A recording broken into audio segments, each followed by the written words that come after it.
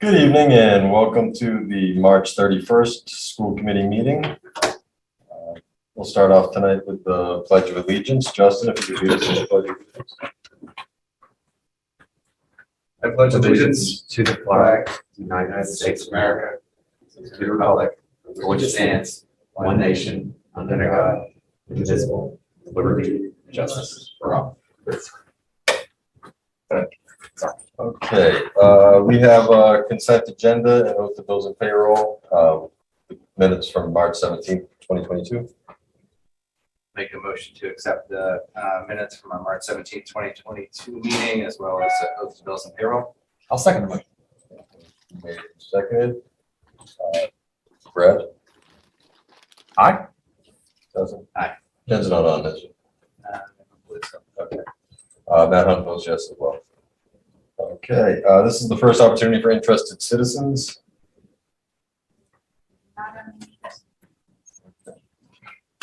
And that will bring us to our student representative report. We have Stella Austin coming.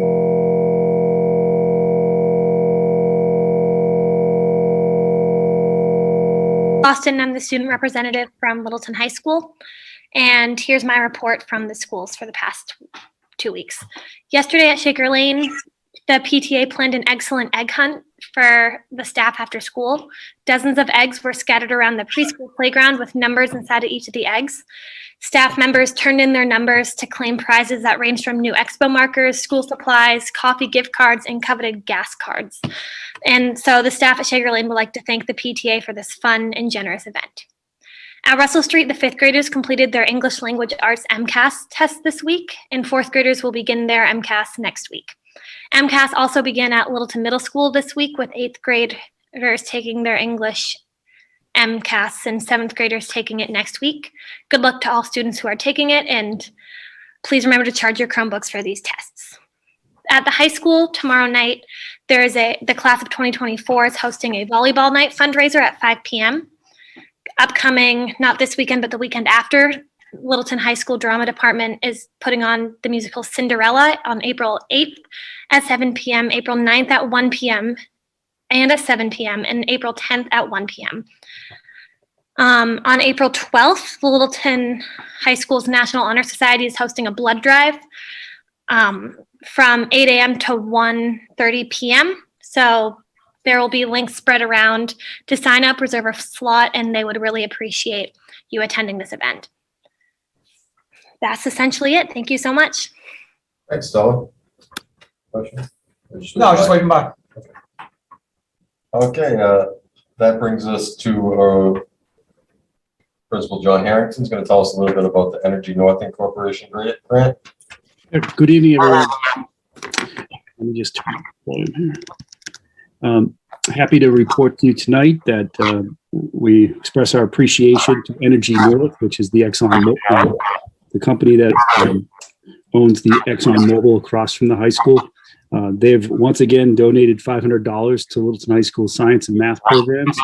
Again, we really appreciate their efforts. This is a grant that we've been getting from the ExxonMobil in the center of town here by Gary Archer for a number of years. And now Energy North has joined Gary in pursuing this grant through ExxonMobil. So thank you to them. We also have another announcement or note to share tonight for John Abigail Adams Scholarship recipients. We have 8 additional LHS seniors who have qualified to receive the John Abigail Adams Scholarship. This scholarship entitles recipients to free tuition upon their acceptance to a Massachusetts State University or college. The following students qualified for this scholarship based upon their performance on the MCAS test: Emma Estep, Shay Garrity, Brittany Iverson, Madeline Myers, Michael Morano, Priyal Nanda, Rebecca Nicandros, and Matthew Pace. Congratulations to all these students. We recognize their distinction and scholarship tonight.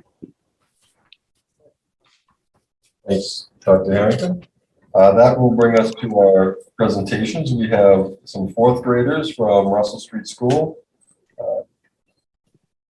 Gonna present us on kinetic energy. I have a link. Hold on a second. I'll share it. No, I'll share the link yet. Oh, not yet? Okay. I think Amy Metcalf is here and Rachel Wells. Hi, this is Rachel Weiland. I am a fourth grade teacher at Russell Street. Hi, I'm Amy Metcalf, also a fourth grade teacher at Russell Street. We just want to thank you for the opportunity to showcase some of the activities that we've been doing in our classrooms. In the fall, Heidi McGregor offered Sphero robots to classrooms for STEM integration. And we put together a video to highlight a few different ways that we are using the Sphero to enrich the curriculum. My students used it for science, specifically our energy unit. And you'll also see students from my class using the Spheros to enhance their understanding of the geometry standards, and we hope you enjoy it. Okay, here we go.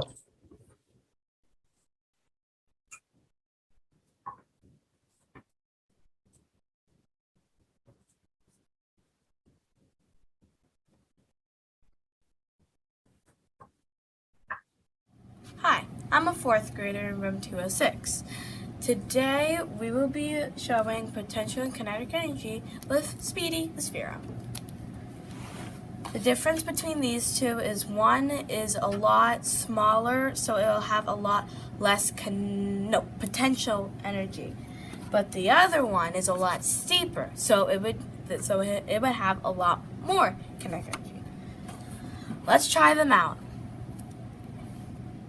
3, 2, 1. So that one only went all the way right here. That's like a couple of inches away. So this one did not have a lot of kinetic energy. This one did not have a lot of kinetic energy, but it still did have kinetic energy. Now let's try this one. Let's try the Sphero on it. 3, 2, 1. That one was a bit better, but it didn't have as much kinetic energy as it. Maybe because of the case. Let's try it now without the case. 3, 2, 1. Okay. Maybe with that. Oh, that was a lot better. So, as you can see, with this one, it was a lot steeper. So when we put it on with potential energy, because it's getting the energy ready, and then kinetic energy was zooming it down with like a feet or two away. Yay. Wait, can I just show them the differences for them? Did you stop it?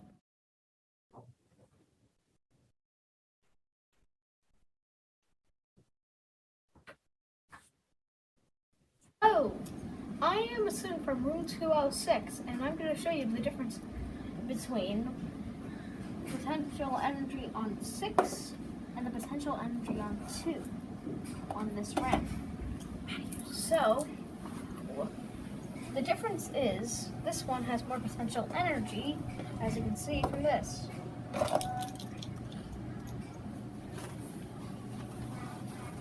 And the testing is on Speedy. And this is 6.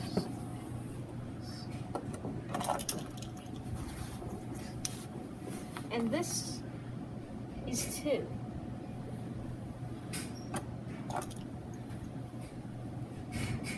Those are the differences between 6 and 2. Which one has more kinetic energy? The one with kinetic energy is 6. That is all. Thank you for watching.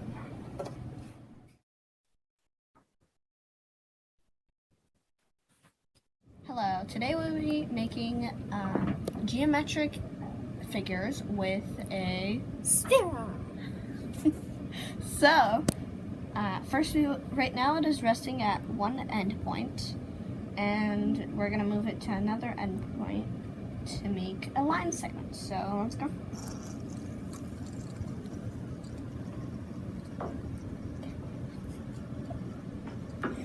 Alright, and now it's at another endpoint. Let's call the first endpoint, which is here, A. This one B, so that would be line segment AB.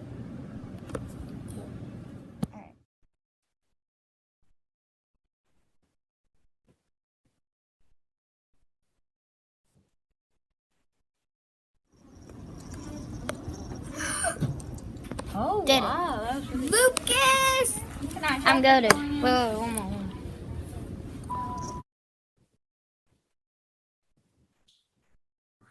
Very cool, thank you. Any questions from the board? So what's going on? So the little ball's the robot that follows the line? That's cool. Yeah, so that's a robot that you can code using the iPad, and it can follow the geometric line across. So they were showing a line segment and an angle. Cool. Thank you. Very neat. Thanks, appreciate the presentation. Yes, thank you. Do we have Andrew Riley on? One of my students going to give us an update on the pergola and the pergola. We do. Pergola. Yeah. There he is. Alrighty. I should share my screen. No, I come on. Alrighty, perfect.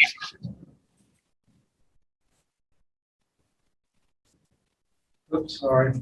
User error here.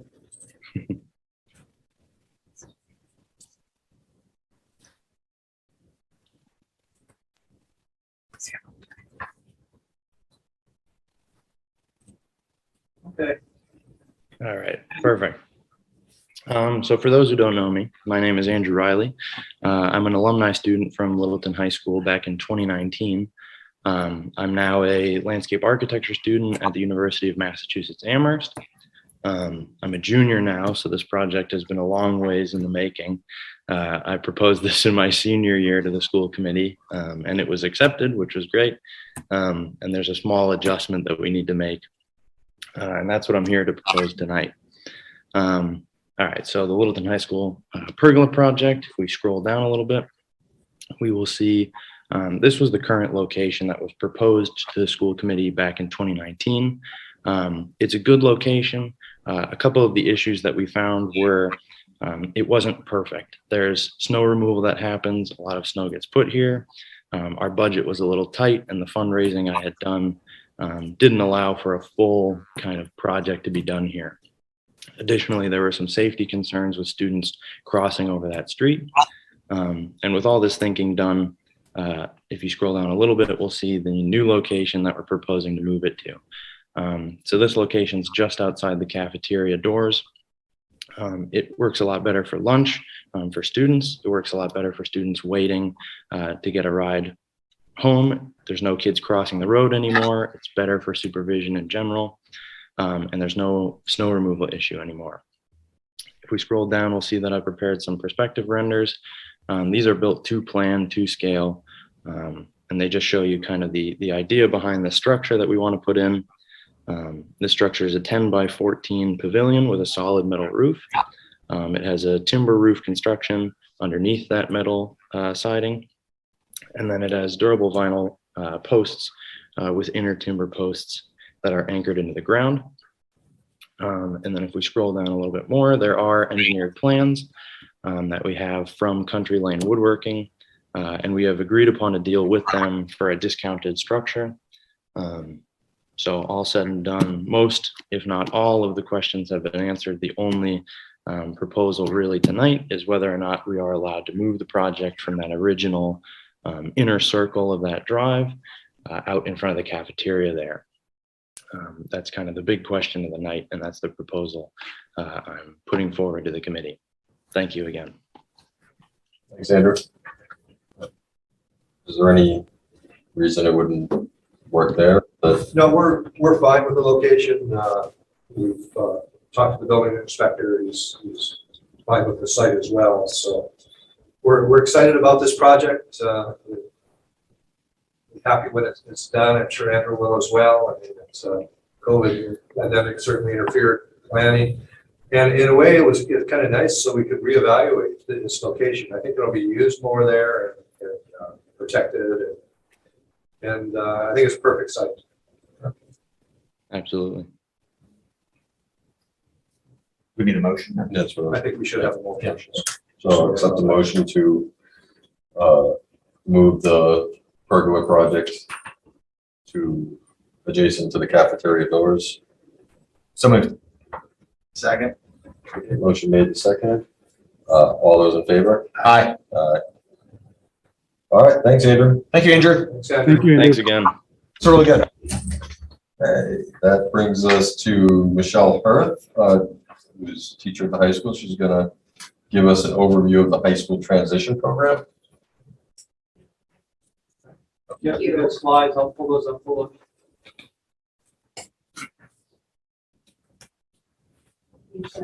I just ask you to advance the slide when it's time. Yep. Pull it up, oops, hold on.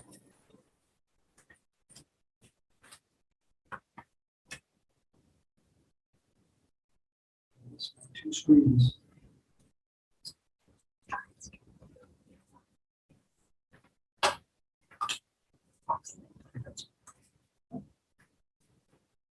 The slides will be a disappointment. Great font. There it is. Yeah, right. Okay, so my name is Michelle Hirth. I'm a special education teacher and transition specialist at Littleton High School, and I'm the lead teacher for the Littleton Transition Program. And you can I'll tell you more. So, what is transition? Oh boy, and I've got myself and John covering it. There we go. Secondary transition services are defined by IDEA as a coordinated set of activities within an individualized, results-oriented process designed to improve students' academics and functional achievement, and thus prepare them for life after high school. So that's really the key, is life after high school. That's what we're looking for and always keep our eye on. Next slide. All right, so maybe this one didn't fit on there quite right, but that's all right. So the transition program provides special education services to students with high needs between the ages of 18 and 22 after they've completed their 12th grade at either Littleton High School or elsewhere. Some students stay with us for about 4 years, leaving on their 22nd birthday, while others may stay for just a year or two in order to gain necessary independent living and vocational skills. So we are targeting specific skills specific to community participation, employment, education and training, and independent living. Sort of those are the basis. We meet each student sort of where they are, as our students have a wide variety of strengths and areas of development. So currently our home base is the Bistro, which is a room off the Littleton High School cafeteria that's equipped with a full working kitchen, a washer and dryer, an Apple TV, and tables for each one of our students. But as you're going to see in a minute, our classroom is really the community where we live, learn, work, shop, eat, and play.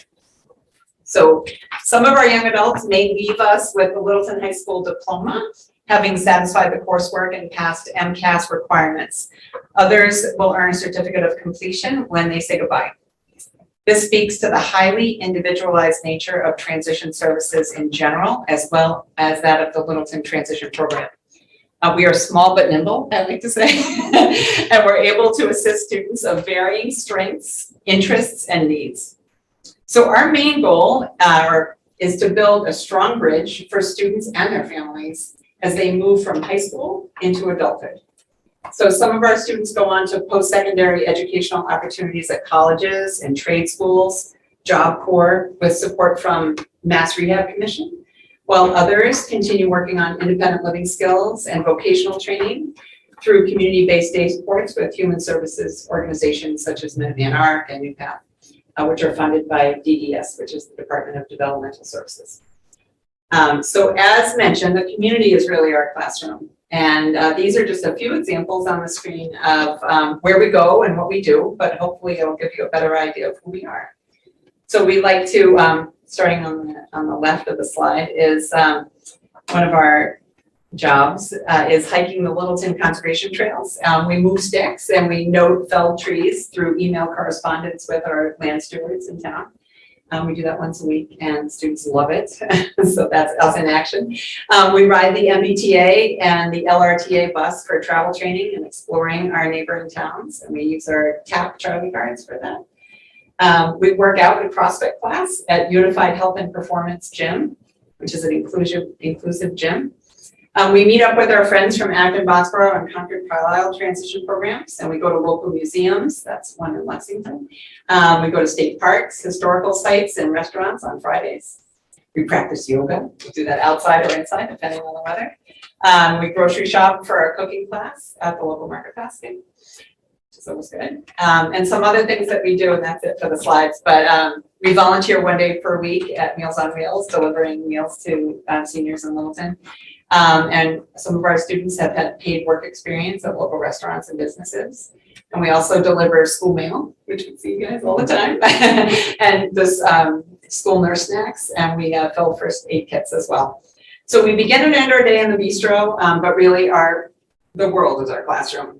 We go to town hall, we go to the beautiful new Reuben Moore Library often, local parks, local stores and businesses, and they all help our students learn best through the authentic experiences.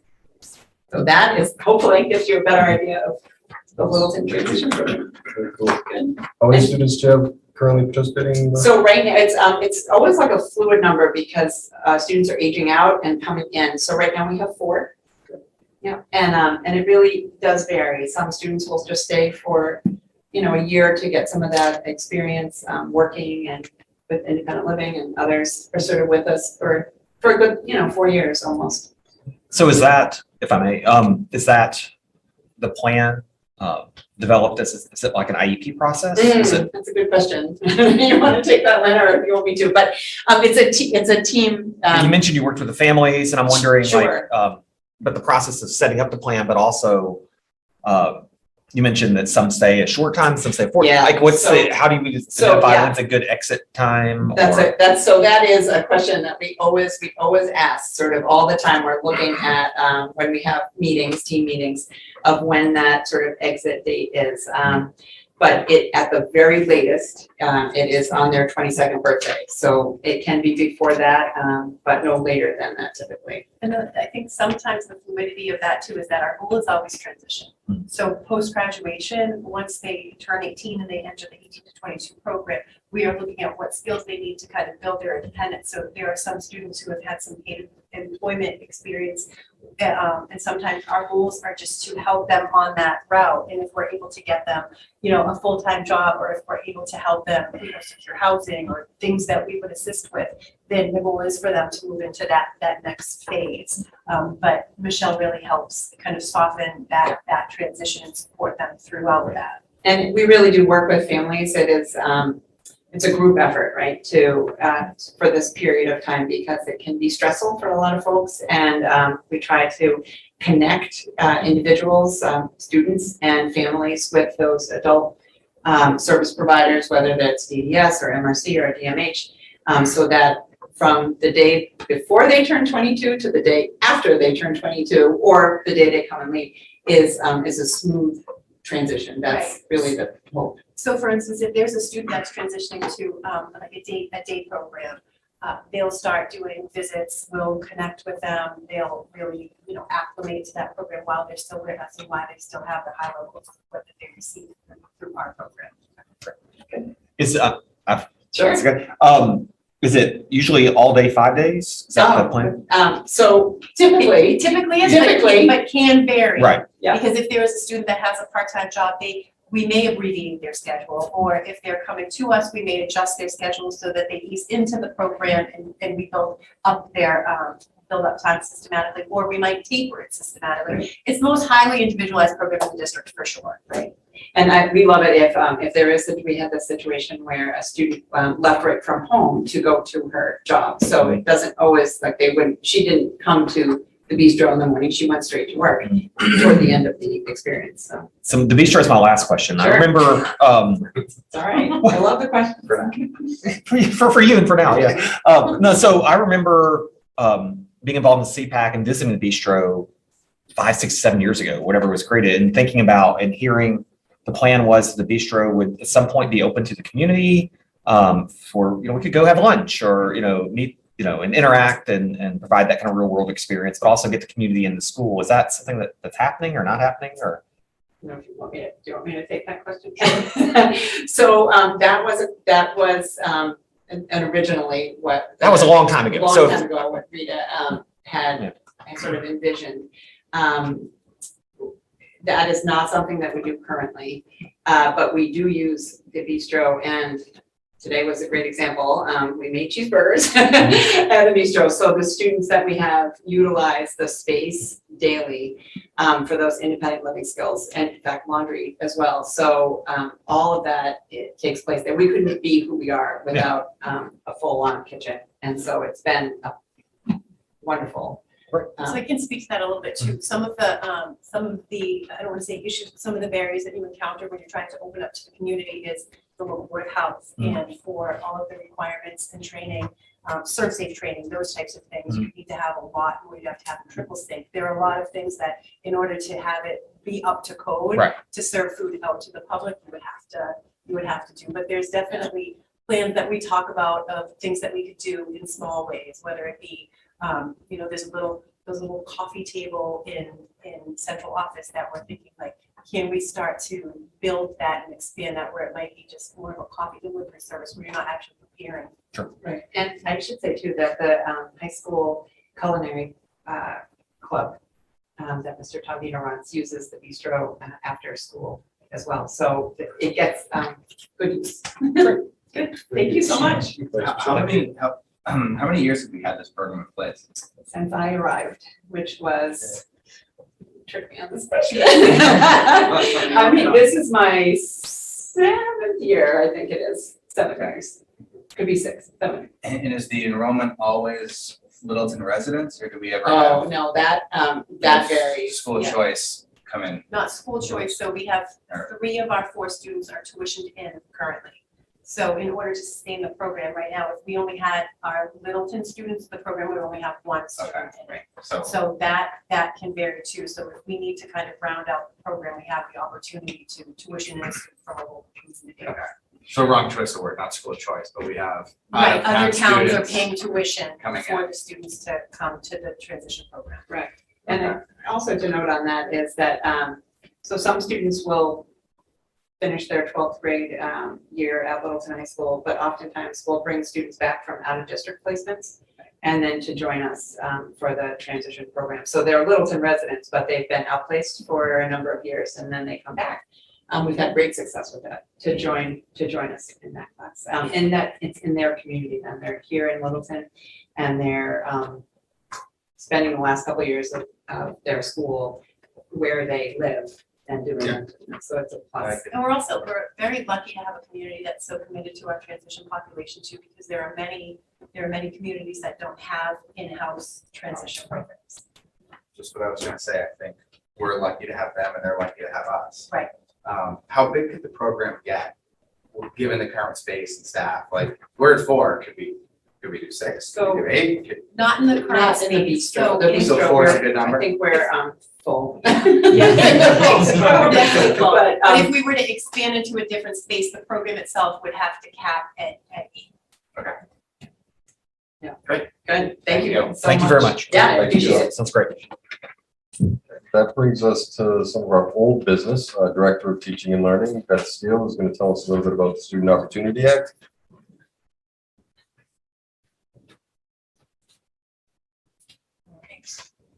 Feel jazzed by the presentations tonight. So nice to hear about so many amazing things. It's just nice to have those very explicit reminders of the amazing things that we have going on in district. So another thing that we're doing, and we'll see a direct impact, comes from the Student Opportunity Act. And so happy to provide you with an update about that this evening. So tonight's presentation will be twofold. First, we'll remind ourselves of what is the Student Opportunity Act. And then second, review our plan for our district that was submitted to the state.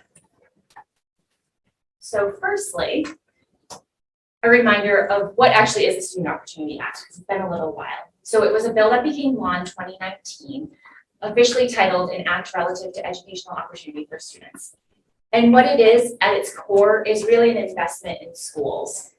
And it's providing an infusion of funds, specifically Chapter 70 funds. And the goal of these funds is to close persistent achievement gaps. And so the SOA actually started out as, it was intended to be a 3-year plan, but with the opportunity to amend that plan on a yearly basis. And so right now, we're actually in that amendment process, which allows us the opportunity to just pause, review our plan, and make any adjustments or amendments as needed. So as I said, it really started out as a 3-year plan, but what happened was that year 1 was extended because in the first year was supposed to be the 2021 school year. But there was a lot going on that year and the funds didn't come through at the state level. So year 1 was actually extended and it was pushed into our current year and the funds did come through for this school year. So the funds are actually available now for us for 21-22. Between then and now, DESE has made a few adjustments to how we can implement our plans. And so 3 major adjustments that they have made. With regards to the amendment process, they're trying to make it a light lift for us because of everything that is ongoing at the moment. They have revised the evidence-based program recommendations. And this actually does have an impact on us, which I will speak to in just a moment when we look at our plan. And they are recognizing that districts have already started implementing their SOA plans. And this does impact us as well, because while we have not expended any of the funds, we have started the planning process that will be using these funds. And so we have begun our process here with the district. So our plan, which you can see here on this slide, when we first started the conversation about these funds, we heard the desire for a new and updated elementary math curriculum that would be accessible and appropriately challenging for all students. While a lot has happened between those initial conversations and now, the desire for the updated math curriculum that will provide apt access and support to all students is still there. Thus, we maintain our focus for these funds to be on updating and implementing a high quality, aligned to the standards curricular resource.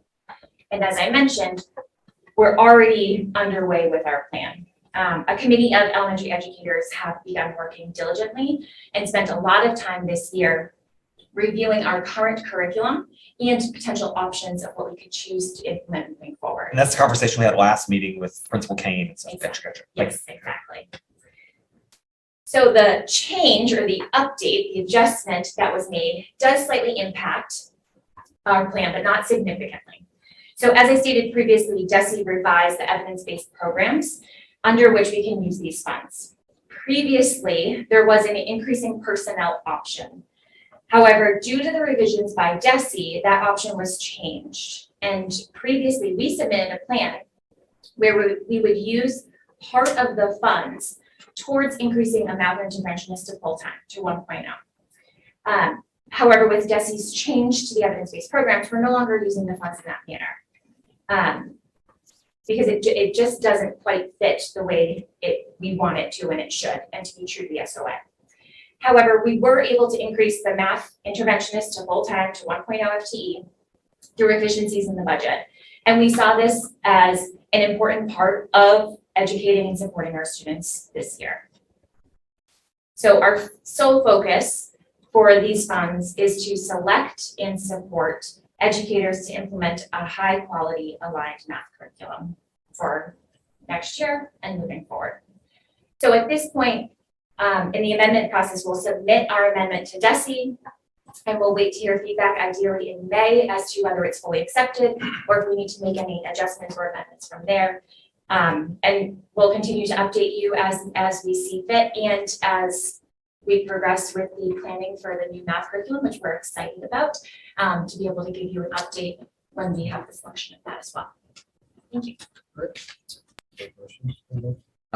Sure, I'll go first. So it's like 49,500, right? Yes. How was that number calculated? Was Littleton awarded that number based upon the size of our district, or did we have to apply for? It was a certain certain dollar, programming? it was a certain dollar, identified by the state, based on the number of students enrolled. Okay, so and then it's like a use it or lose it type program. Right, right. Okay, and we think that we're going to purchase and implement this new curriculum during the time frame that we have this money to spend? Yes, yeah. So we had to create a 3-year plan. We intend to use both of these funds for this year by January. Okay, and then you mentioned, was it one additional full-time employee, like an FTE, is that what you said? So we were able to bump up, we had a 0.8 interventionist that we were able to bump up 0.2 to be a 1.0. Something that we had been discussing for a little while and something that we felt important to make happen. And we were going to try and be able to supplement that through this, but it's not going to work at this point. But we were able to find efficiencies and make it work. And we feel it's really important to have that person be 1.0 to support our students. I think we'd all agree. And I think that's probably the right decision because this is not money forever. And when we bring someone on payroll, we would want to keep them for as long as they're willing to offer the services. So great, thank you. Fred? Yeah, Justin, that's some of my questions. I'm very interested in the purpose of this is to close persistent achievement gaps. Yes. I'm wondering how that was defined and if that was based on just, is it test scores? How do we focus it on math? It sounds like the teachers and principals are really excited about the new math curriculum and finding one, but how did we identify that as our consistent, persistent achievement gap? So we had to select a group of individuals, right, of students.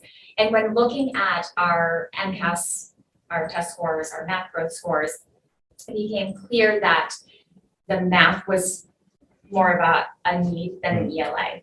And I use that word cautiously because our students are doing very well. That's my question. I want to be careful Yeah. about how I phrase, right? Because our students are doing very well, they are succeeding, and they are performing really well. But there's always room for improvement. And so we chose, due to all the scores, that math is going to be our focus. We've also heard of the need for just being a little bit more consistent in order to make sure that when our students are going to high school, to middle school, they do have that consistent and common vocabulary and understanding to be able to move forward. And so specifically, we were looking at our subgroup of high needs students. But what's nice about our plan is that really all of our students are going to benefit. But when we're looking at our curriculum team, looking at the math options, we have in mind all of our specific high needs populations to ensure that they are going to be able to access and succeed with whatever curriculum we choose. Great. Thank you. Sure. Thanks, Beth. Appreciate it. So on the professional development, it was for the $10,000 spent. Is this material that we think we're going to be able to purchase and sort of use over and over again, or these kind of one-time spends with, you know, a dedicated PD session on the curriculum, and then we're gonna one-time kind of flush it? So for professional PD in development particular. specific, Yeah. typically with the PD, we like to have the first year or two of implementation to have support for our educators. And so usually with PD, it might be a consumable like a book or something of that sort, but more often it's actually contracted services. Okay. Either with the publishers, they have content specialists who are able to do it, or we find another organization or consultancy group that would be able to do it for us. So usually those funds are kind of one and done. Okay. And not repetitive, but we do want to make sure that the first couple of years we're fully supporting the implementation. Great. Thanks. Sure. Thanks. Thank you. Next, under old business, middle school principal Jason Everhart is going to give us an update on the graffiti incident. Yeah, thank you. As you know, 3 weeks ago, we had an incident at Littleton Middle School where a student took liberty to write some horribly offensive and racist graffiti in our upstairs bathroom on the wall in the boys' room. Thankfully, we were alerted to it right away and were able to clean it off. We were able to shut down the restrooms before students were able to use it. All that being said, however, it's completely disheartening that after all the work and effort that we have put into our diversity and equity programs to think about social emotional health and all of the things that we are trying to do as we come into a post-COVID world, to feel a setback like that was really deflating in an already difficult year. We have been conducting an investigation. We've talked to dozens of students. We've spoken with families, reviewing video. It is still ongoing, so I can't speak to too many specifics on that. This is not something I intend to let go. If it takes a month or 2 months or 6 months, we are going to resolve this, because this is our school is not a place where this is tolerated or accepted, and we need to make sure that those who have done this are held accountable, and that all students feel safe in our building. And so it is paramount for me to finish this investigation and to help our building move forward. Thanks, Jason. Any questions? Jason, thank you so much for that update, and I really appreciate you taking this as seriously as a team are. I guess my question is, has this been addressed with the school community besides maybe talking to families or individuals? Is there, have there been community statements or ways to talk about this as a whole society or a culture? We've been talking about it as an administrative team about, how do we do this? With the changing COVID rules, obviously we weren't able to have, bring people together 3 weeks ago the way that we might in a school assembly type of way. So a lot of what we've been doing is small discussions, small groups, individual kids, and speaking with a lot of our 8th graders, for example, how disappointed so many of them are that, these kind of things are happening in the year that they're getting ready to leave. So it is something that we intend to continue to bring up. It is something that we intend to continue to address, so that this is not something that is swept under the rug and hope that we just forget about it and never happens again.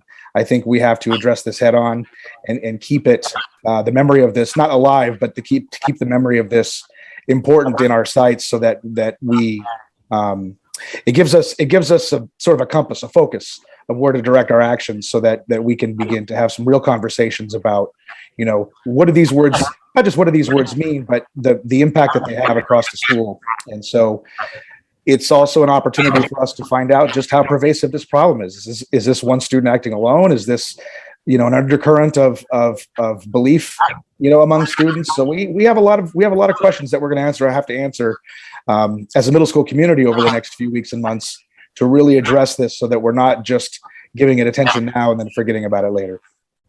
Is there an opportunity, and I don't know, so I'm not suggesting, but is there an opportunity for this to be like a topic for advisory discussions where? Oh, absolutely. We want to make sure that we're not just being cavalier with it, though, and just coming up with a quick lesson plan and asking teachers to throw it out. This is something that we'll address at our next staff meeting and talk about strategies and ways that we can approach this, so that the discussions are productive.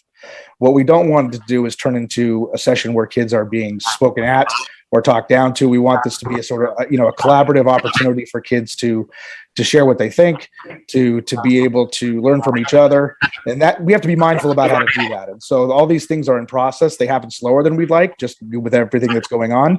But it is something that we will absolutely continue to address as we move forward this year and next. Thank you. I'll just, along those same lines, thank you for sharing. Thank you for putting it on the school committee agenda. Like, it's certainly not a topic that I think any of us would endorse sweeping under the rug. It's a difficult conversation, and I think the population can learn from it. They're kids. Sometimes kids make bad decisions. But as a whole, I think everyone needs to know that that type of behavior is not acceptable and not allowed. And I think as a school, as a community, we can move forward from something like this. So thank you. Well, yeah, thank you. And thank you. One of the things that I've learned in my teaching career, working in different districts, where race is at the forefront of every decision that you make. In my previous job, every decision that you make, you have to think about race and equity. And so, in Littleton, it hasn't been as strong a part of what we have done, and we're changing that. And that this just gives us a reason to justify and to motivate for some of the things that we're doing. And you're right, Justin, we're not looking to ruin a kid's life over this, right? We understand that. But at the same time, hiding from it does not work. And so we are going to take the opportunity to lean into this, to use it as a teachable moment and become better citizens, both, middle school community students and staff, but also, the community at large. So we're going to find a way to turn this around and make this, we're going to find a silver lining to this. Perfect. It's the last thing we do. Thanks, Jason. You bet. That brings us to new business. Steve Mark and Mark Rombacher are going to tell us a little bit about the track MOU. Yeah, I don't see Mark here. Okay. Yeah, I don't see Mark here, so. Soloing at that. Yep. I can give you a hand. Let me just bring it up on the screen so you can see it.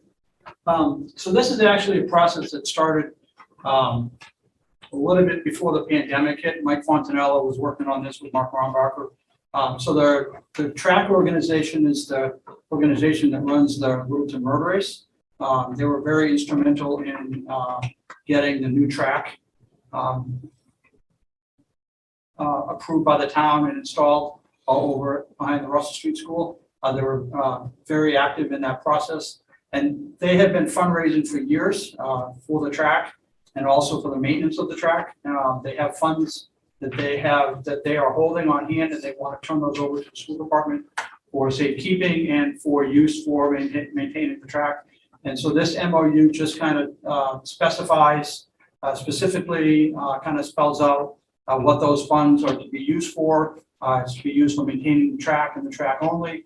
It's not going to be used to maintain the field. It's not going to be used to maintain the building. That's really the intent of what this MOU is. Sorry, let me make it bigger so you can see it.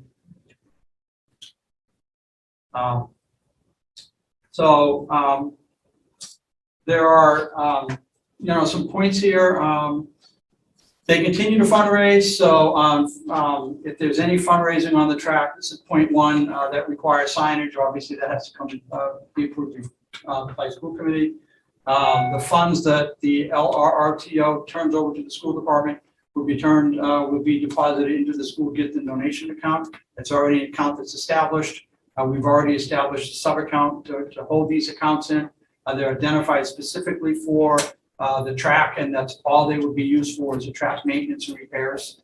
And then ultimately, perhaps someday, the recoding of the track when that time comes. That's kind of what Fund 3, point 3 is. Fund 4 is the same thing. Expenditures must be approved by a school committee or its designee. That's covered in the motion. And then LTO will come on an annual basis and we'll coordinate on a report to school committee where those funds are at, how much LTO, LTTRO can contribute because they're continuing to fundraise every year through their road race. It is a 5-year agreement. We just picked a 5-year agreement as a time frame. We can go back in 5 years and revisit and see how it's all working. And that's really it. That's the bulk of that's the gist of the MOU. It's really just to make sure that the school department is the safekeep of those funds, and we agree that we're going to use those funds just for maintenance of the track. So that's what it is. It does require our approval by school committee, and then we'll pass it around and get all the signatures at the right time. So, and there is a motion in the meeting. I guess the only question I had, Steve, was I don't know which one was about who makes the decision about when repairs are needed. Is that still handled by the school system? Yeah, that's the school department, the maintenance. We work with the athletic director. We work with the track coach. Any issues that come up, they bring it to us. We get them taken care of. There have been some incidents where the coating peels up a little bit. Somebody, for whatever reason, so we work to get those repaired. Then I'll move to approve the MOU as presented with a lot of thanks to this organization. Okay. Steve, Mark is on the panel. I don't know if he wants to say. Oh, yeah. Is Mark here? Perfect. Yeah, you're ahead of your agenda time. I apologize. Yeah, no, we're running First time ahead of ever. schedule, so. No one's ever said that to us. Yeah. So as Steve said, this is just so that we can set up the agreement, and we're ready to transfer funds over to you, which I think will need another motion at some later time. Is that right, Steve? To accept the money? To accept the money? Yes, because it's more than $5,000. So once those funds are turned over, we'll bring it to school committee and they can approve acceptance of those funds. So. And Brad, if there is specific language in the minutes. Want me to read it? I gotta. Yeah, I'll second. Motion to approve the MOA between the Littleton Road Race and Track Organization and the Littleton School Committee as presented. and to approve the superintendent and the school business manager per paragraph 5, the authority to expend these funds per the guidelines included in the MOU without further review. Second. Motion made and seconded. All those in favor? Aye. Aye. Aye. All right, motion passes. Thank you, Mark. Perfect. Thanks, Thank Mark. you. Thanks, Steve. Thanks your organization. Thank you, Mark. With the plan to transfer funds. Great. We plan to accept them. Thank you, Mark. Thank you. All right. Next, order of new business is the MOA with the LEA regarding the reopening for the 2021-2022 school year. Yeah, just included a copy of the signed agreement in your package so that you can just have it for your reference. I could go on to the next item if you would like as well. Yep, that's fine. As I'm sure you're all aware now, maybe you're not, the one-year seat at first of all, elections are controlled by the town of Littleton, town clerk. My understanding is they consulted with their attorney, and the attorney advised them that it could be put on a ballot. After that, the town was contacted by the Massachusetts Council that oversees elections and notified them that wasn't the case. It's a one-year position. So as a result of it being a one-year position, it requires a process where the town advertises for the position and take in applications, and then there's a joint meeting between the school committee and the select board to appoint somebody for the one-year term. When that one-year term is over, then it will enter the election process with the ballot. So we have a tentative meeting scheduled with the select board on April 25th. And the town will be collecting names and applications from people who are interested in that seat. And we will get that information after they receive it as well. Brad, do you have a question? Yeah, I guess was the issue, as far as we understand it, timing between, or was it, because I know when Justin's first ran, he ran for a 1 year to fill out a 1 year seat. Right. And that was an election. Right. And so was it just the timing between when the public became aware of this vacancy? Is that? Yeah, it was the timing there.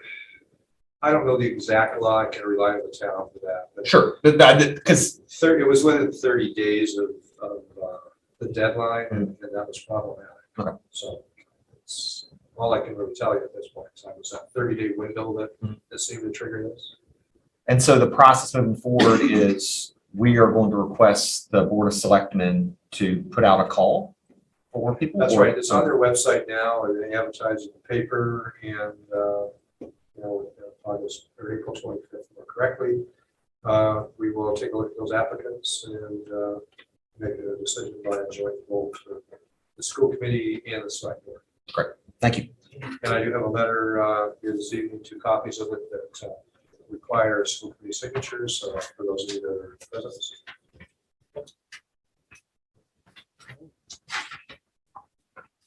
That brings us to our second opportunity for interested citizens.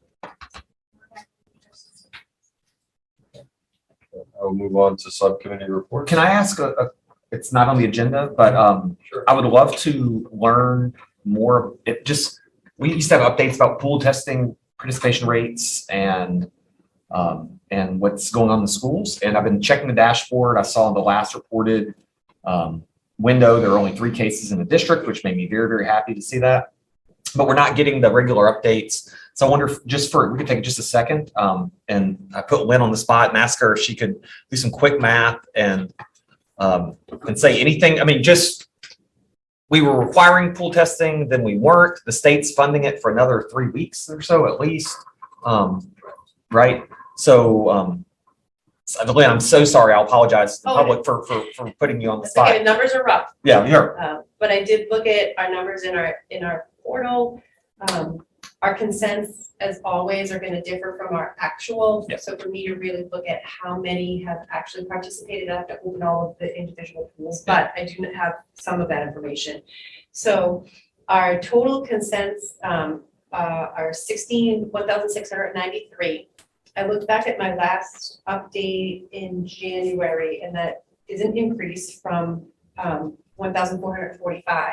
So that, but that's just consented individuals, which means pool testing, individual testing. And so as far as number of students who actually tested, I looked at this week, we did collect 68 pools, it looks like on Monday, 69 pools today. If we look at the average number of samples in each pool, it ranges anywhere from 5 to 9, max of 10. So if I just say roughly there's 7 samples per pool, we're looking at about a little under 1,000 collected. So our participation rates are probably somewhere in the 52-ish% range. And if we compare back to November, it was around 64%. And then January, it increased to, I think, 73%. So we've gone down expectedly so, but then also other things have kind of come into play around that time where, vaccinated staff need to participate in pool testing. So, there are staff that opted out, and then it is no longer required. So they're rough numbers. People are still pool testing. Well, that's Mondays and Thursdays, it's not as high as it was, but I think that we still have some nice participation. If we're having around 50% and around 1,000 of our members of our school committee are participating, I think that's really encouraging. Yeah, right? our total is 1965. And so that's, I guess my question was, how encouraged should I be by 3 cases in the district over a week? And if we're pool testing at this rate, then that's just like a real number. That's encouraging me. And so I just thought we should talk about it. And one thing you need to consider as well, if somebody contracts COVID, you cannot be pool tested for 90 days. Yeah. So that would definitely have an effect on this as well. Thank you so much for doing Sure. that. Those are very encouraging numbers to me. Not surprising, And but rough, encouraging, rough but numbers. rough. Yeah, absolutely. Just a sense, how many people are still taking the test home with on Thursday? Or people doing that? We are still giving out the tests. So we had initially, when we had to estimate the numbers, we just estimated high and assumed that everybody would be requesting them. Not all have. I didn't check that number. No, I'm just, But I did have to adjust our orders because we had so much of a surplus. If I were to guess, we probably have about half of our families who are asking for the take-home tests. Half of our families that staff. thank you. It's very encouraging, I think. Since we're on the topic, I'll ask the question. I think it was asked at the Board of Health meeting and they didn't know the answer. So if someone tests positive on a take-home test and they don't self-report it, but they call it into the school, hey, I'm gonna be out for 5 days, followed by 5 days of strict masking, do the nurses then submit the COVID positive case to the state? Yes, that has been consistent. So always- any cases that are reported to us through the nurses go Yeah, to our I vendors. guess the question is, when we're looking at the town data, they were wondering, because there's so many at-home tests now, maybe it's the town data light. But if the kids are absent for 5 days, of course, Yeah. then the COVID case is getting called in, so it would be included in the town. I think that's what they were looking for, so that's good. And I think our cases are light. Very light. We're in a That's good. good place. I've gone living in it. Thank you, Lynn. Thank you. Okay, so moving on to subcommittee reports, we're gonna skip PMBC because Tim was our representative. Yeah, I can give a quick update on Okay. PMBC if you want. Okay, It's really just the high school roof project that PMBC is working on behalf of the schools. We're having a meeting tomorrow with PMBC to go over final designer selection. Once that designer architect is selected, they can put the specs together for the roof and then go out to bid for contractor and hopefully be on track. So that's kind of where that project is at this point in time. Is there any update on and probably not, but anything on the Shaker Lane, anything? Like, did we check another box, anything? Yeah, we did in terms of working with the MSBA legal team to have a motion ready to go for the town. Okay. So that's completed, approved. The warrant article is already in the draft of the. Right, with a dollar amount that's been approved by MSBA. And then our window for starting that process doesn't start until July 1. Okay. It's very exciting. It is. Budget subcommittee. The budget subcommittee rests after last meeting's presentation. Nothing to report. Policy subcommittee. We have a meeting scheduled, a couple weeks, I think. I don't have it on my calendar, but we have a meeting scheduled. It's a couple weeks, where we'll be reviewing policy and we'll bring them to this committee after that. Anything with CPAC? I do. There's an upcoming workshop on April 5th at 6 p.m., not a.m., that'd be early, on collaborative problem solving. But now it's called collaborative and proactive solutions. It used to be problem solving, now it's about solutions. And so that's for families. There's also a parent meet and greet from 6 to 7 on Wednesday, April 13th. At the Reuben Hoare Library. That's gonna be an hour of just visiting with other parents and talking, and then an actual CPAC meeting at 7 o'clock. And finally, there's gonna be CPAC elections in June, just letting people know. And as always, contact your liaisons, try to join the Facebook page, be as involved as you can be. Great, that's all I got. I do have a quick update. Oh, sure. I believe in May, we're waiting for the dates. Our BCBAs will also be presenting a workshop on the FBA process. Fantastic. I don't think we require an executive session tonight. So at this point, I will accept a motion to adjourn. Record time. 61 minutes. I would have had it under 8 if Brad didn't add his little questions on. I'll make a motion to adjourn. I'll second. All right, this one is a roll call vote. Motion made, seconded. Brad. Brad also votes yes. Justin. Joseph McCarthy, yes. Matt Hunt was yes as well. We will see you again on April 14th. Thanks, Ray.